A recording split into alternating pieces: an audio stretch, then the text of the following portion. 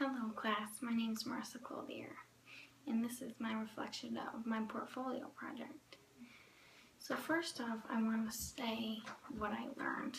I learned a lot about police brutality and how advanced technology is.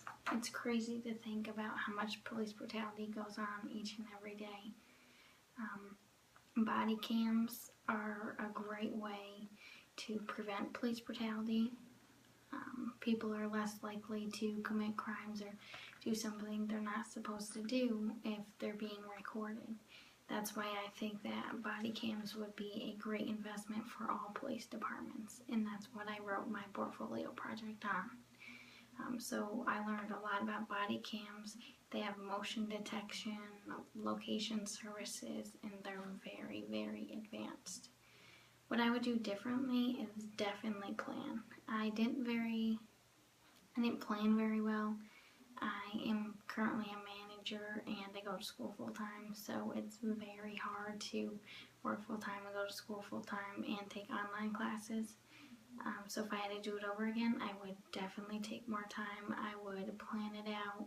I wasn't able to submit a rough draft, so I didn't get anyone to comment back and say what I should improve. So that was kind of a bummer because I just submitted it and I didn't do too bad. The outcomes that I definitely reached, that I'd say stood out the most, would be I prepared clear and concise memos/letters, which mine was about police brutality and body cams. So I would say that I was very clear and concise.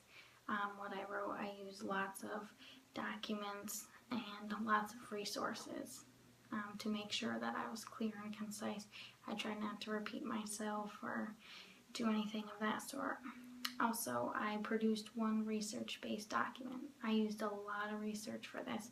I had to explain all about body cams, good and the bad, and all about police brutality, good and bad. I was able to analyze, evaluate, research through documents. I used all sorts of documents for this project, so I was able to evaluate them and analyze them and tell a good document from a bad document. I also developed strategies to become more effective reader and writer. One of the strategies I used was proofreading. That was for one of our lectures this week, or throughout the course, was proofreading. Proofreading is a major thing.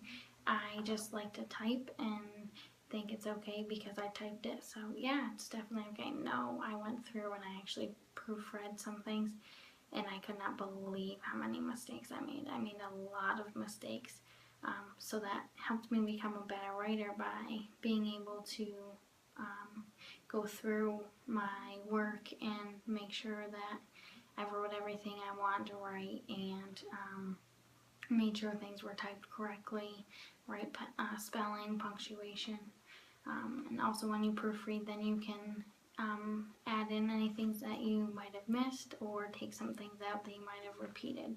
So proofreading is very, very good. And then what I learned and what I focused on the most was problem solving. I want to say problem solving is a very big thing. A lot of employers look for problem solving.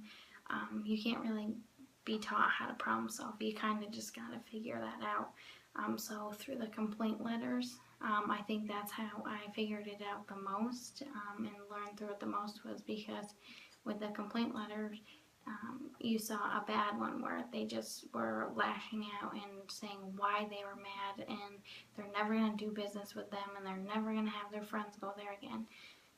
I learned that you can't do that. You can't just lash out. You have to explain yourself and provide facts and work through it, not just lash out. It doesn't solve anything. And then the one thing that I chose was attitude. I think attitude is a major thing. If you come off with the wrong attitude, you're going to get a bad first impression, and that's not anything to be proud of. You don't want a bad first impression. You want a good first impression. So with your audience, that's how you can create your attitude. So with young audiences, you want to be careful, and you want to separate young audience and adult audiences.